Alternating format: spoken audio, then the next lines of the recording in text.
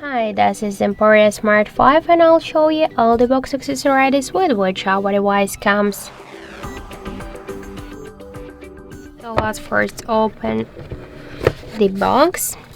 So here we can find some paperwork, the just quick start guide with the warranty cards, the safety guides. So also we got here just the protective case, the place for the device, and let's also check what we got here. So this is the USB Type-C cable, the headphones with a 3.5mm part, and the charger EMPORIA brick. So that's it. Thank you for watching. That's all of the box accessories with which our device comes. Thank you for watching, and if you find this video helpful, don't forget to leave a like, comment, and to subscribe our channel.